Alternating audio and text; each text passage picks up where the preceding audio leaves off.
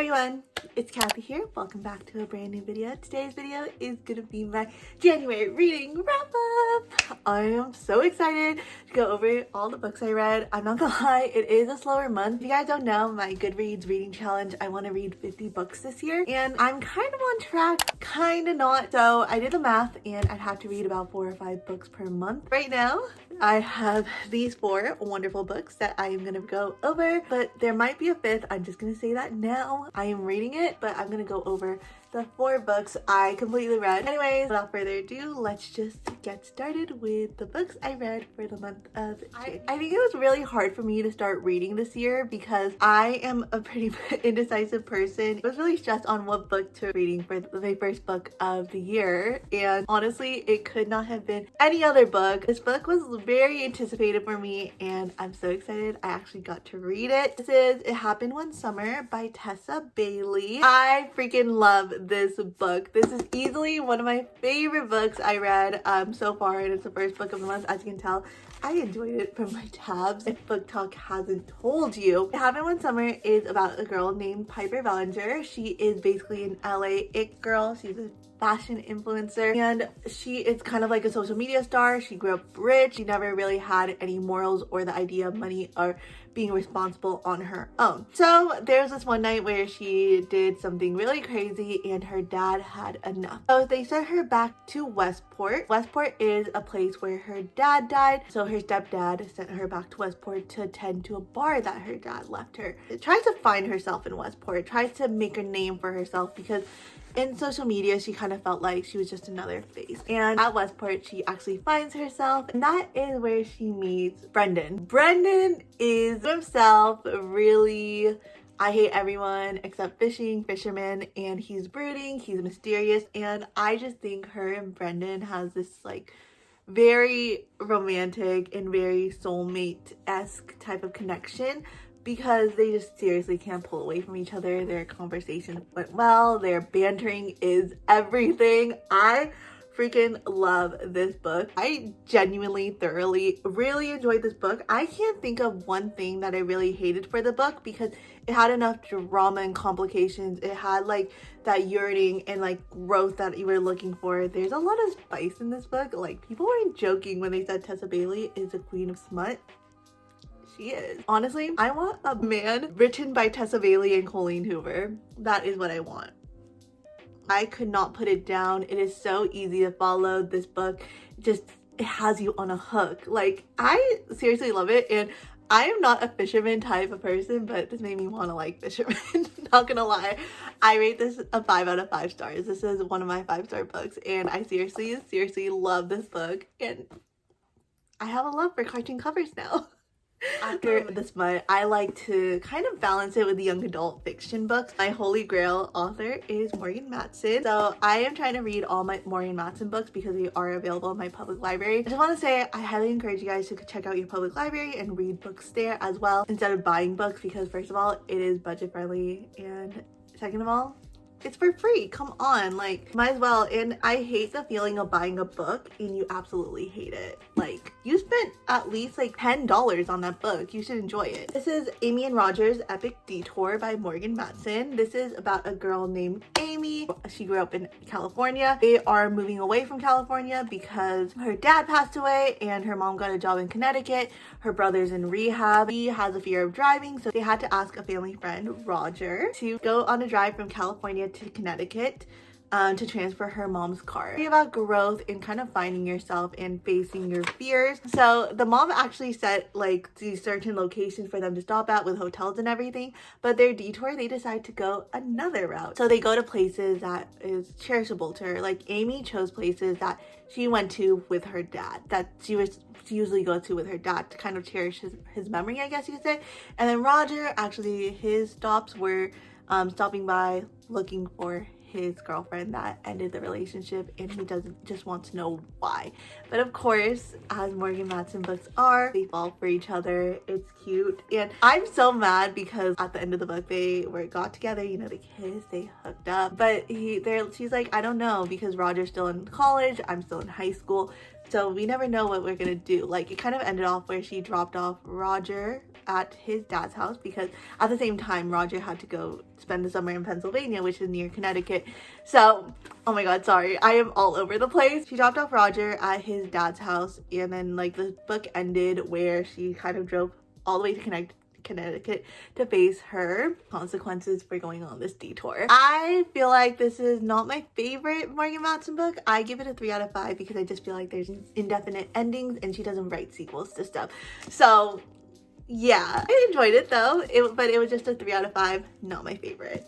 Up next is a book by Abby Glines. I am cringing at the cover. This is part of her Sea Breeze series. This is Because of Low. So Because of Low is the second installment of the Sea Breeze series, 4 of the Sea Breeze series, because they were like 50 cents at my local bookstore. Anyways, this is about a guy named Marcus Hardy, and he is going back home because he has some family troubles, aka his dad has an affair, so he has to deal with a certain possible divorce between his dad and his mom. He thought it was gonna be like a miserable year where he had to deal with fighting and just like his mom being heartbroken, his sister being heartbroken, but then he meets Lo. Lo is his roommate, Cage York's best friend, and she usually crashes at Cage's place when her sister kicks her out. Lo has a tough childhood. Her mother passed away. She doesn't know her dad. Her sister, they don't have that bond. It's just a really rocky relationship, and the only reason why she still talks to her sister is because of her niece. So Lo is just like troubled. She has to like work hard in school and everything, and she's just low income family. She doesn't see Marcus as someone she could possibly date, but of course, as all books go, Marcus falls hard for Lo, and he has to prove like that he actually does love her. And Lo is the first girl he ever looked at since his devastating heartbreak from his ex. So yeah, so we just kind of follow Lo and Marcus going through their own personal problems, and then there's this one big revelation. They were happy, but then next they were not, because it ended up that Lo's sister is the girl that his dad had an affair with, and he thought that she knew, but she didn't. But of course they ended up together. They ended up being together, and just with growth and forgiveness, of course. Again, really cute book. It's just not my favorite. I'd give it a 3.5 stars. So yeah. Okay, and the possible last book, if it is the last book, the last book I read for this month. This book. This is a cuteness overload I was talking about, because this book is so cute, and I am a sucker for romantic comedies. And if you just want a cute, mushy friends to lover story, this is a book for you that will make you laugh so hard. It is The Cheat Sheet by Sarah Adams. I love this book so much. I don't think you understand. I'm obsessed. Oh my god. Okay, see, I actually really enjoyed it. Look at all the tabs. This is the story about Bree and Nathan, my favorite couple ever. Honestly, I love this book so much. Oh my god. I finished it yesterday. That's why like the emotions are still there. So this is about Bree and Nathan. They actually met back in high school. Bree is a ballet dancer in high school. She was set to go to Juilliard. She really pushed herself to go big, and she's like, I need to achieve this. This is what I have to do. She's very disciplined. And then Nathan is a football player and played football all his life. He had a scholarship to, I don't remember if Texas or Utah, one of those two, to play college football there. And then at the end of high school, they were all set to go, but then Bree had this accident where she got hit by a car, and bye-bye Juilliard. In order to let Nathan still pursue his dreams, she pushed him away, shut him off of his life. So they went off to different ways. Bree did physical therapy. She went through therapy, just kind of trying to get her life back on track. Fast forward to post-college. Nathan walks into a cafe, and there sitting there is Bree. And they both looked at each other and rekindled their friendship. Still have their every Tuesday morning run with coffee and donuts. And they have this thing where no matter how many girls Nathan brings into his life, they aren't a problem until they make them choose between Bree and the girl and themselves. And Nathan will always choose Bree, because Nathan has loved Bree ever since high school, and Bree has loved Nathan ever since the first day they met. So how are they stuck in this sticky situation where they don't want to freaking tell each other that they love each other, they have been loving each other without ruining the friendship? Here is the solution. Bree got drunk one night and she accidentally blabbed to a TMZ reporter, and this TMZ reporter thought that Bree and Nathan were dating. So because Nathan's now a big NFL quarterback, they have to fake date to save Nathan's reputation, and they are both for it. And Nathan's like, okay, enough's enough. I am given this opportunity to finally grab Bree and make her become the girl for the rest of my life. My girl for the rest of my life. And he created this romantic cheat sheet with his football team, and it's so cute. Oh my god. Bree was just kind of fishy about it, but then she's like, I'm scared that I'm falling for him and this is so bad because it's supposed to be fake, but I love him, but I don't want to ruin the friendship. It's literally friends to lovers, fake dating trope. Mwah, chef's kiss. It is so funny reading into Bree and Nathan's head, and I absolutely adore them. I think they deserve the world. I love them so freaking much. I love them. I love them.